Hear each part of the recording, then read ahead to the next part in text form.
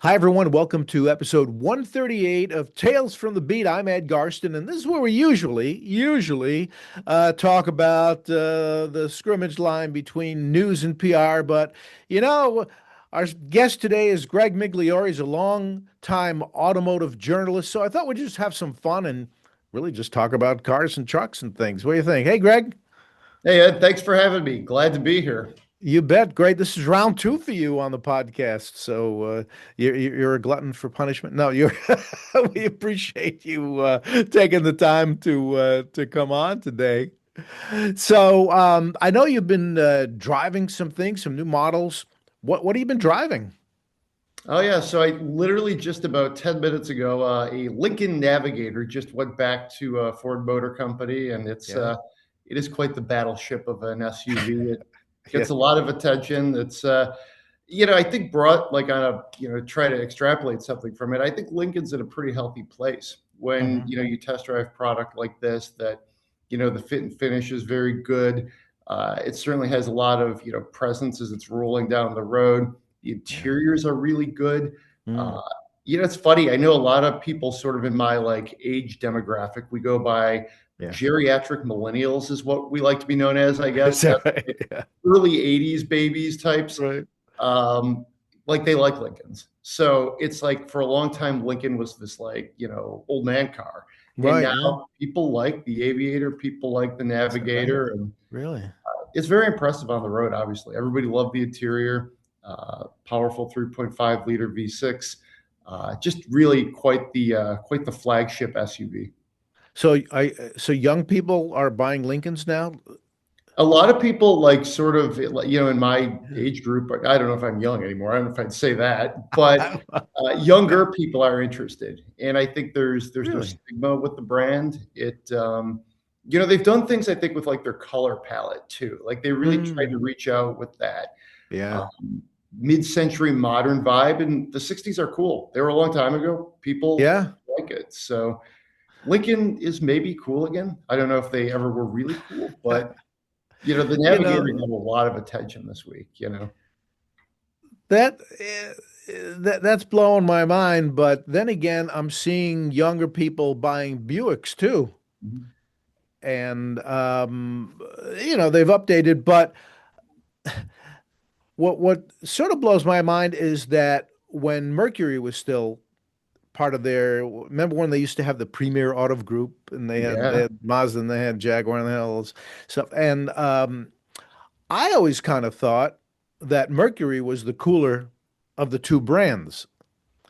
And I actually grew up, I was born in the 50s. So you know what an old fart I am. But I grew up for the most part in the 60s and 70s. And the Lincolns were, like you say, yeah, they're just kind of a old man, your doctor. Your doctor would actually make a house call when they made house calls in a Lincoln or a Cadillac. They would pull up and go, oh, it must be a doctor, and they'd have MD plates. And I always thought Mercury was cooler, and I was kind of sad when that nameplate went away. So, I mean, I don't know how much you think about it, probably not much. I mean, who does? But why Mercury couldn't last and Lincoln was the one that won out. I think it's interesting. I remember I was a Cub reporter at Auto Week magazine, and I covered Yeah. the demise of Mercury. Yeah. I was actually they did this like briefing, and it was embargoed till a certain time, and Uh-huh. it was really interesting just to watch them try to delicately kill a brand because they saw what had happened just a Yeah. few years earlier with Oldsmobile. Right. And I think they were worried that, hey, this is going to be a lot of like, an omelet on their face. And there Yeah. really wasn't that much blowback from it. Right. Um, I mean, to your point, though, I liked a lot of Mercuries. I thought they were well equipped, Yeah. and there was no like stigma to them. Whereas, you roll back the clock 15, 20 years ago, Yeah. yes, Yeah. Lincoln was an old man car. Mercury, not so much. It could Yeah. be something that, it almost maybe that was the problem, is it didn't have that strong of an identity. And people were just like, sure, the Mercury Sable, okay, or whatever, the Mercury Yeah. Mariner. And it Right. just what was that? So, it But they had the Cougar. The Cougar I thought was kind of cool. they had the Cougar, the late 60s Cougar, the early 70s, those were Yeah. cool. That was they did a lot of things well, I think, over their long history, but it was more spotty. They were almost like Mm. a Hudson, something that Yeah, like every right. now and then they'd pop up with a really cool car, and then that was it. And the hits kind of got fewer and far between, and Mm. that was Mercury. But Lincoln soldiers on, and obviously, if you look at like what does Lincoln do well? SUVs Right. and luxury, and that's where so much value is in the market. Because Yeah. Americans, we love to spend money on big SUVs with Hmm. big interiors. Right. And Lincoln also, I think, has some international cash, Yes. which is useful. For sure. I know one thing I noticed about Lincoln, as opposed to back in the Mercury days. Mercury kind of reminds me of when of the thing that GM used to talk about, the brand engineering, where basically it was just an upgraded version. A Pontiac might have been an upgraded version of a Chevy, and so on and so forth. And Mercury didn't seem that far from Ford, where today's, and you tell me if I'm wrong, if Lincoln now they seem to make more of a leap between the two brands where they're have more of an individual identity. Yeah, I think you're spot on. I think especially like with the Navigator, they do so many things inside to differentiate it from like, Mhm. the Ford sort of donor vehicle that Yeah. I mean, it really does have a different vibe. Like it's different, like touch pieces, different aesthetics. You get in Lincolns and there's the like pillar to pillar screen, Mm. with like just Yeah. cinematic display. And it's Beautiful. the way this is, yeah, it's beautiful. And you don't get that in, like Ford Explorers or Expeditions or things like that. And Sure. they've done things with the suspension. It's a Yeah. super comfortable ride. Uh, Hmm. Obviously some of the basic platform underpinnings, like the 3.5 liter V6, you can Yeah. get that in Fords. But I think they've done enough, like Yeah. architecturally, to throw out Hmm. a random way to describe this, to make it look and feel different. From a Yeah. distance, it is still a huge, large, boxy Ford Yeah. Motor Company vehicle. Hmm. But I think it's pretty clear that it's something different, something special, and they've Sure. done that with like Aviator, Nautilus. Uh, Yes. that they're premium vehicles. Yeah. No, they've always been nice. I mean, I can remember when they introduced the first Navigator at the Detroit Auto Show, and the thing came barreling through. I think there was a waterfall or something. We all thought we were going to get, flooded out. The thing came through. What is this beast? But it was beautiful, and it's nice to know that it still is. What else you been driving? So the week before, I was in the Land Rover Defender OCTA. That's Nice. OCTA. That's their like Yeah. somewhat limited edition, Defender with all these different. It's got some off-road gear. It's just Mhm. high-powered engine. Yeah. Really something to behold. Yeah. Big wheels. I like Defender's interiors. Hmm. Obviously, the Atka is like the tip of the spear as far Yeah. as how you know like unique and off-roady and sporty and luxurious it is. Sure. But they do a good job with like their shapes. Like it feels like a real off-road vehicle, Oh which yeah. I think is cool, even though Mhm. this one is well into the six figures. So Oh sure. I mean, I always thought Defender was so cool. And I mean, I've had my eye. We see him in the street. My wife and I. I mean, we both love looking at. I don't know if we'd buy them. I mean, is Land Rover? They've always been kind of sketchy about quality. I mean, have they improved that at all? I think they've improved a little bit. And when you sit inside like a new Land Rover like this Defender, obviously at this price point, you would expect it not to like fall apart. Hmm. But it seems like they've crept up some of the rankings that we both look at. Yeah. And I too, after driving that, I was like, well, what's a used Defender go for? I Yeah. could, Right. because it's bigger than a Wrangler, which makes it Yeah. more practical, for Yes. family experience. They, obviously you could get a better deal on a used Defender, but it's Right. it's still pretty expensive. Oh, And sure. I looked into it myself, thinking, how could I put a used Defender? And they come in so Yeah. many shapes and sizes, Oh, which yeah. Yeah. that's a bit of a necessity, I think, for Land Rover because they have Hmm. so few vehicles. So Oh, they've got sure. to make the Defender like a two-door, a four-door. It's a Right. three-row. They do all sorts of things with the engines. Oh, Uh, yeah. so it's got to be very Yeah. Swiss Army knife. Oh, yeah. Yeah. It's one of those things like a Wrangler too that can be. customized so well. I mean, it's a great palette for customizing. And I had done stories with this firm in Florida. I don't know if you heard of them, called ECD, East Coast Oh yeah. Designs, and they've done some really cool stuff with vintage Defenders. I don't know if you've seen any of the work they've done, but Yeah, they do cool things. They capitalize on like the ethos of the brand with more of a yeah, modern interpretation. And if you like Defenders, they just do yeah, such cool yeah. stuff. I always like those. I mean, we always joke, go, well, no one's buying them. They're probably leasing them because, I mean, like you said, they're into the six figures. I mean, just to be able to drive one for any amount of time would be kind of cool. Anything else you're driving? Then the week before that, I've really had like an outdoorsy thing. I was in the Subaru Outback Wilderness, Oh which yeah, that was kind of polarizing. It came in around like the mid to upper 40s, so that's a yeah. lot of money for a Subaru Outback. Mm. Uh, but again, people liked it. It came in that like sort of deep blue Oh that you see in yeah, all the I Subaru like press that. shots. Yeah. Matte black wheels. It's Hmm. tons of like off-road cladding. Kind of reminded me a lot of, my brother looked at it and he's like, so is this the Chevy Avalanche return? He's like, Yeah. but Subaru did it, so it's cool, right? And I'm like, Yeah. fair. Right. Yeah. Uh, it Well, looked, I'm kind of biased because I shouldn't say this, but I don't care. After I had I owned four Jeeps, some while I worked at Chrysler and some when I didn't. But the last ones we owned, my wife and I, we loved Jeeps. But I had a Wrangler, a 16 Wrangler, and my wife had or a 13 Wrangler rather. My wife had one of these Patriots, and they both left us in the streets numerous times. So when I retired from Chrysler, uh, we took both our Jeeps into the nearest Subaru dealer, which is only 2 miles from our house. And I got two Subarus in my garage now, and they're not the most exciting vehicles, but they run.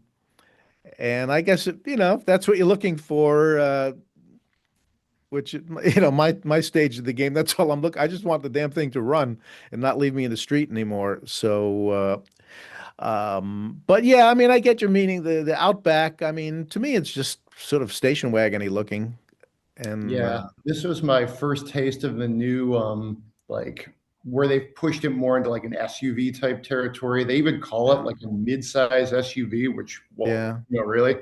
And I think that's the most polarizing part of it, is it kind of looks more like a stretched Forester, which right. maybe not a bad thing, No, but they definitely have moved pretty far away from that like wagon aesthetic. right. And Yeah. even though they share the same platform, which I think is Hmm. kind of 25 and 26 share the same platform. So Yeah. it looks more like an SUV, but it's still the same thing. Sure. The wilderness trim, I think, is an interesting Yeah. uh, thing they're doing. I think it's been good for Subaru. You've got these like sort of Yes. like outdoorsy minded, Hmm. buyers. And I think that's a good move. You see Honda do that with their like Trail Sport trim, Yes. which, speaking of off-road vehicles for everyday driving, Hmm. Passport Trail Sport, that's the one I would go with in this segment because Really? it Okay. rides like a Passport, super comfy, but it Yeah. looks the part. It's got most of the Oh stuff that yeah. like the Outback has, Oh, like the okay. wilderness trim, but it's just a little more tastefully done. Like it almost looks Interesting. more like a Forerunner, I think could Oh, look, all right. but it's super comfortable to drive. Very So, cool. I did a review on that, and Yeah. it's a Subaru, I think, will be proven right with the Yeah. Outback. Like they took a risk with the design. Yeah. They sort of like what Hyundai did with the Santa Fe.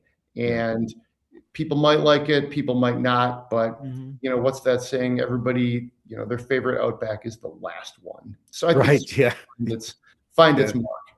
Yeah. Yeah. I did see one. Actually, I had my wife's Crosstrek in just for an oil change in the dealership, and they had the a black Outback Wilderness. Yeah. They actually had one of these little awnings that came off one of these things you could buy as like an awning that you could so you could set up like a little picnic table under Oh it yeah. that comes Oh off yeah. the car. It was pretty cool, and I don't know if it's for me, but it's cool. They're trying. They're Yeah. trying to. One thing always interests me, and I love reading car reviews. I don't do them anymore, and I'll tell you why in a minute. But I'm just curious, Greg, is What's the art of it? Because when you read a great review, you, there's something about it. There's just something about it that you guys are seeing that the rest of us aren't. And I'm just wondering, what's sort of the process that you go through in reviewing a car? So it's changed for me over the course of my career. I use just to get really granular. I use just my iPhone and I talk into it and do like voice notes, and I Okay. try to speak as like succinctly. So Mhm. then, at the end of the week, you sit down at your desk Monday morning, you cut and paste the notes, and you're like, oh, I've got a running start into this car review. Yeah. And what I try to do is pull out details and impressions because Hmm. that's to me what separates like my work, our work from just, amateurs, random people who don't know what they're talking about, from Yeah. just stuff you could get from the press release. Mm, So I try to get as much detail about the experience of the vehicle okay. and then what I did with it. Like a lot of times, a really good story, Hmm. like if you think of a traditional magazine story, Yeah. there's an experience. You get in the car, you drove the car, where did you Right. drive the car, that type of thing. Yeah. I was fortunate to work for Auto Week and Automobile magazines, and they both put like major emphasis on the experience, Yes. and Hmm. it was interesting at Automobile in particular, which Yeah. is no longer really a thing, how Hmm. much, you could spend like a week writing like a 400 or 500 word story. I Yeah. remember writing the story on a Porsche Hmm. Cayman Boxster. It was like the refresh for 2014. I Right. flew to somewhere in Europe and drove it on a track. And I Hmm. like rewrote the thing like multiple times just to Right. make sure every line, Yeah. every word, really sung. Now, obviously, you don't do that way anymore with like Right. fewer car magazines. I think in the case of like most sort of, primarily like digitally based publications, you Right. probably want a little bit more because you want Hmm. like just a larger presence, like a bigger stone into the pond, Yeah. so search engines can find you.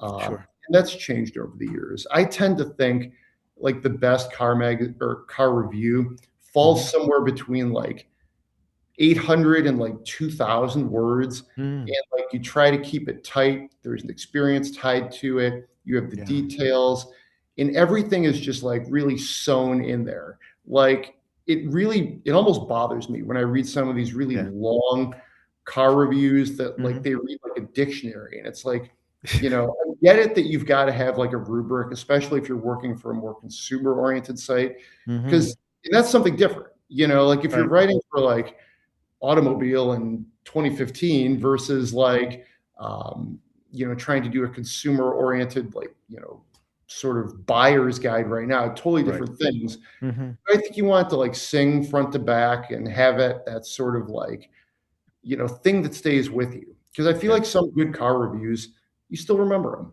So Yeah. it's a process, and now it takes much less time. Now Yeah. it's Sure. for a quick web story, boom, Mhm. maybe you get it out quicker. Is that so? I mean, what are some of the specific things you're looking for? There must be sort of a set list of basic qualities that you're looking for when you get in any vehicle. Yeah. So what I try to do is like I look at some of the subjective things first, like the steering. Hmm. How does it feel? I always pay a lot of attention to the interior because whether you're writing for an enthusiast publication or like a real consumer, site, that's where Yeah. people spend all their time. Like you don't Hmm. really sit in your driveway eating cereal, looking Right. at your car. Although Yeah. Ralph Gilles said that once when somebody asked him about what he did with his Vipers. He's like, Yeah. I drive them, I track them. Sometimes I just eat like cereal and look at them.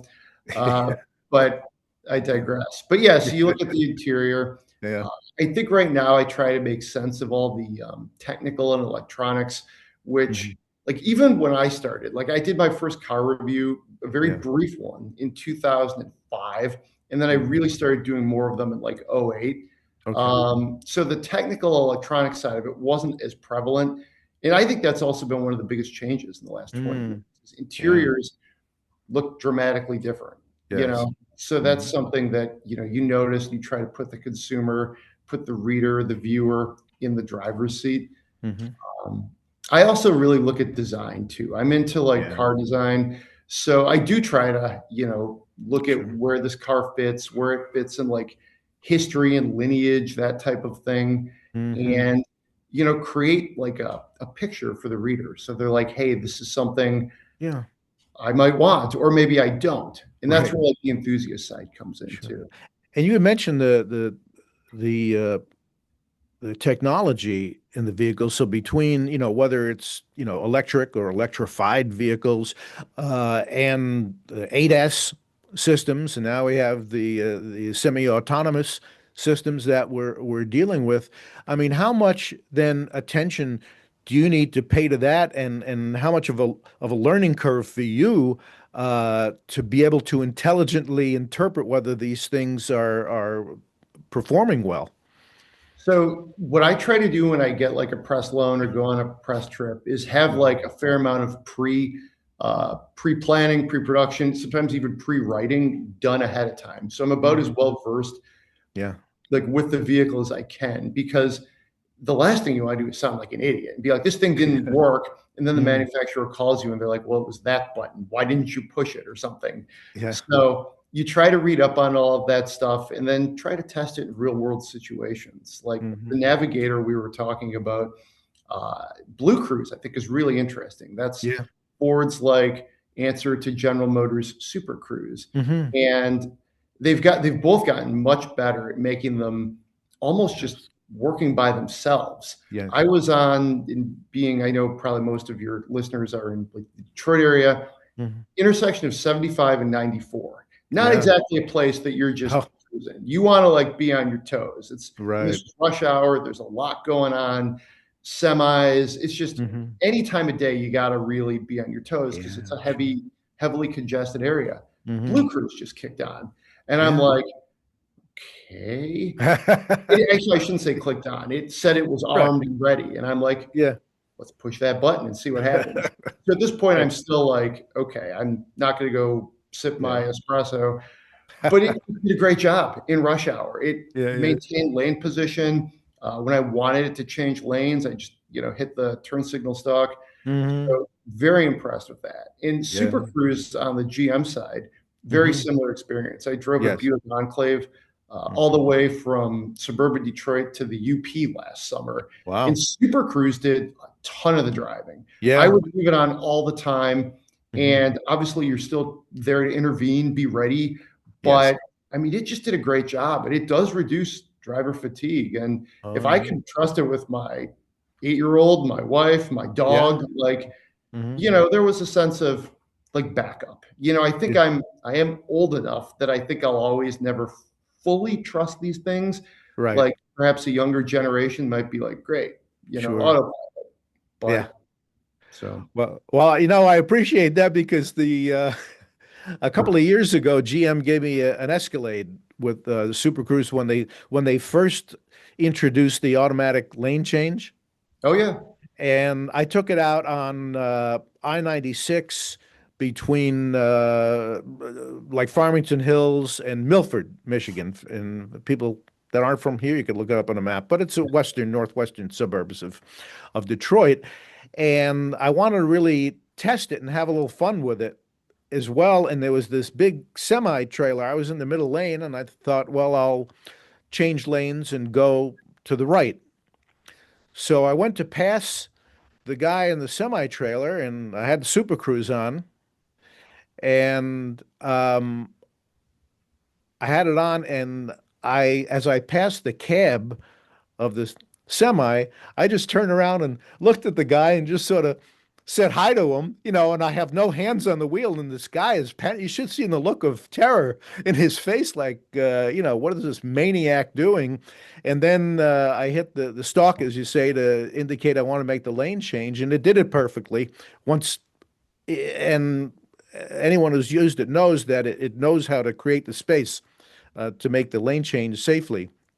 And it was just fun seeing the guy in the truck wonder what the hell this moron's doing without his hands on the wheel or his face looking through the windshield. But you're right, Greg. It worked perfectly, and I gave it a good workout. And I think that's the last time I ever did sort of a review. But I was just going to tell you why I don't do reviews back, well, it must have been about 2003, four, I don't know.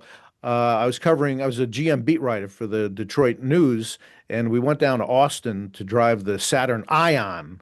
Ah, yeah. And I don't know if you remember that, this little car, and they put the instrument panel in the middle of the Yeah. car instead My of, wife had one. have you? I'm sorry. Uh, and anyway, to me, if the car works, I'm happy. So I wrote a review, and it was sort of a positive review, and we printed it. And a couple days later, my editor said, "You're the single only writer that thought this thing was worth anything, that it wasn't a hunk of junk." And he goes, "You're never writing anymore car reviews again." And I said, "Okay." I said, "Really? I don't want much. I just want the thing to turn on and take me where I want to go, and I'm pretty happy." Because that's not what a car review is. So, that was the end of my car review career, and it's probably a good thing because I'm a little more, you know, tuned in now. But to me, as long as the thing works and I'm comfortable, I'm very happy. So, To be fair, a lot of people did like Saturn and the Ion. They sold a ton of them. Remember, it had those yes, dent-resistant panels. I had a yes. college roommate at Michigan Mhm. State who we used it for like backup for like when we were playing catch. If it went off the Ion's fenders, who cares? The Yeah. dent just bumped right out. Yeah, I mean, Saturn was cool. I mean, I used to love to go to those Saturn homecomings that they had down at Spring Hill, and Yeah. the owners would go through the factory, and the people on the assembly line would line up and thank them for buying the car, and it was a great culture. And Terry Bradshaw was out throwing little foam footballs out to Oh, people. You wow. could say you caught a pass from Terry Bradshaw. And it was a fun brand. Well, Greg, I'm gonna let you go. This has been cool. It's been a great discussion. I love hearing about reviewing cars and what you've been driving and what you think. And talking about cars, how could that ever be a bad thing, right? Sounds good, Ed. Thanks for the time. It was great catching up. Same here. Same here. And we'll have you back. We'll find out what else you're driving and talk about cars as well. All right, Greg Migliore, a long time, wonderful auto journalist. We always look forward to what you're writing. And everyone, thank you so much for joining us in this episode of Tales from the Beat. I'm Ed Garsten, and I'll be back soon with more tales. Take care.